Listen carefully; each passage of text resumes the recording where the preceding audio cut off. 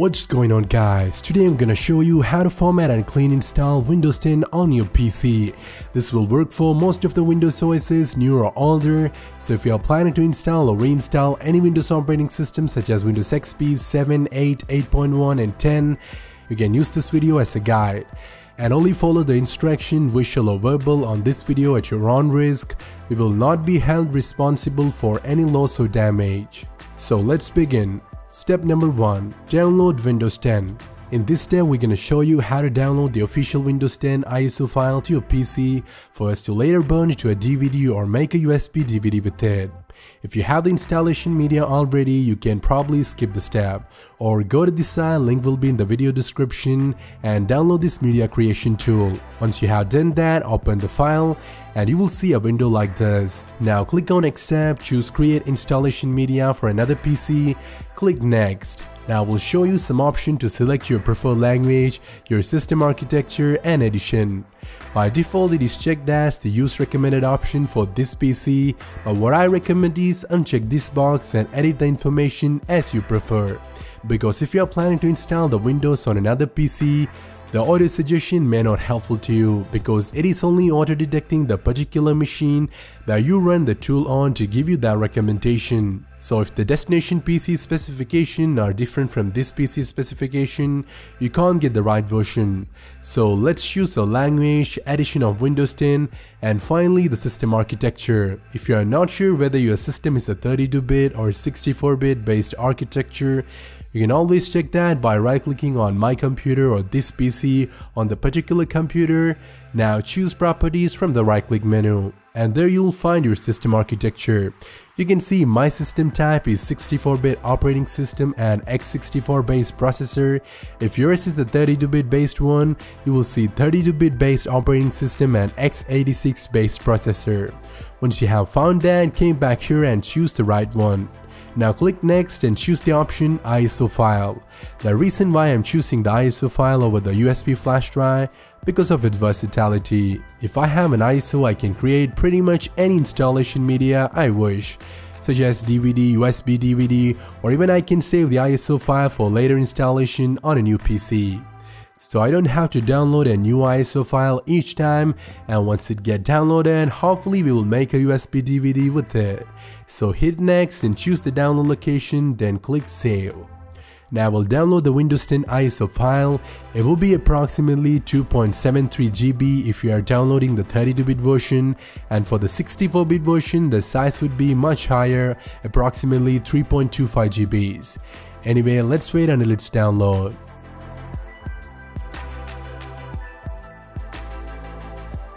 As you can see, at last it's finished the download. With a 4 Mbps connection, it took me about nearly 2 hours, so I suggest you to come back with yours to get a download time estimate if you're interested. Now we are moving to the next phase. Step number 2. Create installation media. As I mentioned earlier, with this Windows 10 ISO file, you can make several types of installation media which all contain the exact same copy of Windows. But we are not going to burn this ISO file to a DVD because not every computer has one these days. But we are going to make a USB DVD, meaning a flash drive that contain a bootable Windows 10 setup. Because most of the computers have nowadays come with a USB port, so I think it would be the right choice for the time. On the other hand, burning CDs are hard, time-consuming, costly compared to making a simple USB DVD with your flash drive. So without further ado, we're gonna make the USB DVD. For that, all you're gonna need is a flash drive that had a capacity of up to 8 GB and a software called Rufus, which you can free download from the video description. So I suggest you to go there, download and launch Rufus. Now connect your flash drive, and in most cases Rufus will automatically detect your flash drive. If it's not, you can go here and do it manually. Now I suggest you to do not mess up with any of these settings, but you have to do a little something, which is making sure you have selected the right file system type, NTFS. Now go down here and click on this image selection icon. Now browse and locate the Windows 10 ISO file that we have just downloaded. Now click open, then click start. Now we'll ask you something like continuing with this operation will erase the data in your flash drive. Hope you backed up the important files from your flash drive if any. So let's click OK and we'll start the process. It may take a while, so let's give it some time. And yes, it's just finished the process. Now your flash drive is becoming a USB DVD. So let's install the OS on as much as PCs as you want. So plug it into the computer that you want to install the Windows on and restart or turn off the computer. Now you can see my PCs completely went off.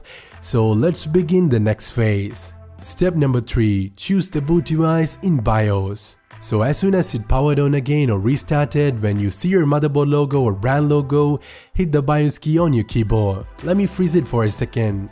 For some PCs, the BIOS key would be F12, for some it's delete, and for me it's F2. Maybe yours is F2 as well, so I suggest you to find the key first by simply try hitting each one of them while you're booting up, or simply Google it. And once you hit the BIOS key, you will boot into the BIOS menu, aka UEFI BIOS utility. In BIOS, you can't use your mouse to interact, instead you have to use your keyboard. To navigate through BIOS, use arrow keys. For choosing an option, use Enter. To go back, use Backspace. To quit from BIOS, use Escape. As well as to save and exit, you can use the F10 key. So first you're gonna need to find the boot menu and then find the boot device property, or something sounds familiar. For me it's legacy boot. All the BIOS are different from each other depending on their motherboard manufacturer.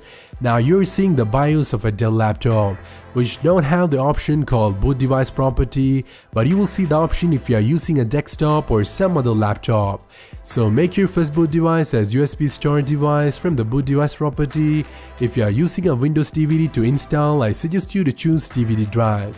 And once you have done that, save and exit by pressing F10 key. For most of the PCs, they only need to do this step, but for some device like this Dell laptop had an option called boot manager. So we can hit F12 to get to the boot manager from the boot up screen. If you have the boot device property in your BIOS, you can skip this one. Now simply choose USB storage device and it will ask you to press any key to boot from USB, and that's what we are looking for. No matter you have used the BIOS or boot manager, you will see the screen asking you to press any key to boot from USB or DVD. So press some random key on your keyboard and it will boot up the Windows installation setup. So it's time for us to jump to the next phase. Step number 4. Install Windows 10 by formatting your PC. As you can see, we have just booted into the Windows 10 installation setup, so let me walk you through. Before that, make sure you are plugged in and connected to a stable power source, as well as make sure that you have at least 90% battery left on the device. Force shutdown or any power failure while installing the OS will cause your PC malfunctioning. We don't want that to happen, so watch it closely and understand the step before proceeding. On the Windows setup screen, we have to firstly need to choose a language to install, then choose your time and currency format, and finally the keyboard or input method. For me, all the default will be fine, so let's go ahead and hit next. Now click install now and it will start the installation setup. Now we'll ask you to enter the product key to activate Windows. If you have one, use it here, or you can do it later in case if you don't have.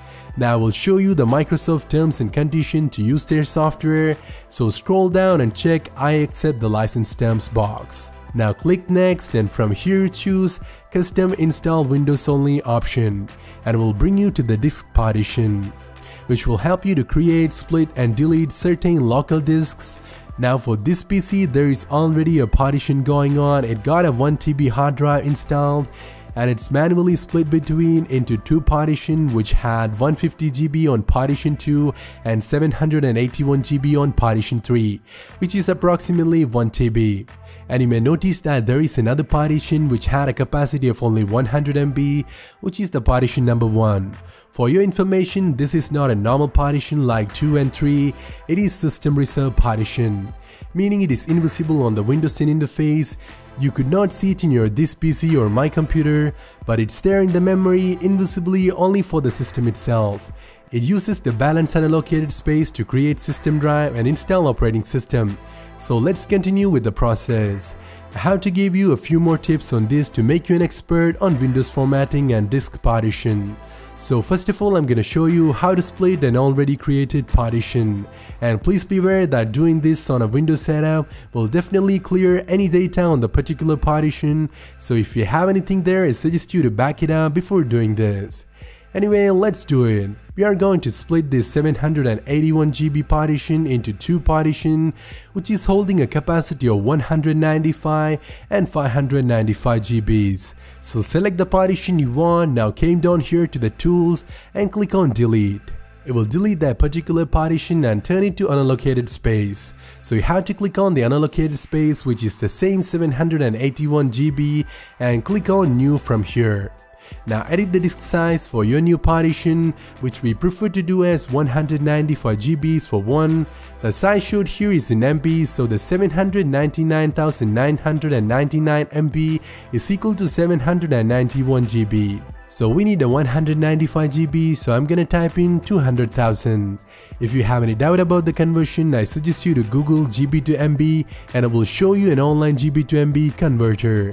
So once you have edited the value of the new partition, click apply and it will create the partition. Now you can see it's created a new partition of 195 GB.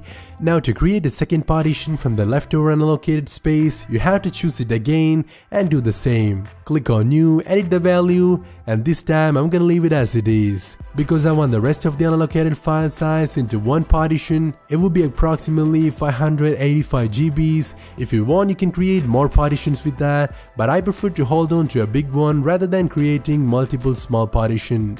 It is your personal choice, you can customize as the way you want. So whatever it is, that's how you can delete, create and split a partition. Now we're gonna quickly delete a partition including the system reserve one to recreate it, because this old system reserve partition was created for Windows 7, which only needs 100 MB. But for the Windows 10 it would be needed much higher, at least 500 MB.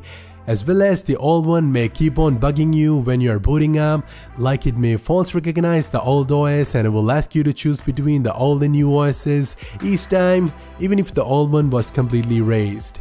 So delete the system reserve partition with some other main partition and create a new partition with the unallocated space, which will automatically create the new system reserve partition, and hope that makes sense. Now we are all good to go, so choose the partition that you wish to install the Windows 10 on. Now hit next and it will install the Windows 10 on it. And it will be your C drive or local disk C. As you can see, it's installing the Windows. It will go through several different steps before it gets installed, and your system will get restarted automatically several times while this process is happening. So I want you to do nothing at this point. It may take a while, so sit back, relax until it does. So we have just finished the Windows installation and it took me about 16 minutes. So it's time for us to jump to the final phase. Step number 5. Setting up Windows for the first time. As you can see, we have just finished installing the Windows 10 on this PC, and now let's set it up for the first time. It is asking you to enter your product key for the particular edition. If you have one, enter it here. Or you can enter it later by buying one online, and we can activate it once we set up everything. So let's do it later. Now we will get to this window, which allows you to edit the settings for your Windows. Like you can enable or disable things like speech, typing, inking, location and so on.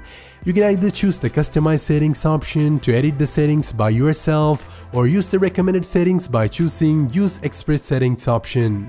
Now after a few seconds it will ask you to create a username for your PC, and if you want you can type in a password as well to protect your PC. Enter a password, type it again, and type a password hint if you want, click next, and that's it. Now after a few minutes of loading screen and some welcome messages, it will start your Windows desktop. So that's how you can format and clean install Windows 10 on your PC. Thank you so much for watching. As I mentioned, you can use this to install or reinstall any other Windows OSs, so keep that in mind. If you like what you just saw, leave a thumbs up. Wanna watch more? Subscribe to the channel. This video is requested by one of our loyal subscriber, Mr. Sachin Yadav. I personally thank him for such an awesome idea. Your support means a lot to me, Sachin. Keep it up. As always, this is your host, Amal Rafi. See you around.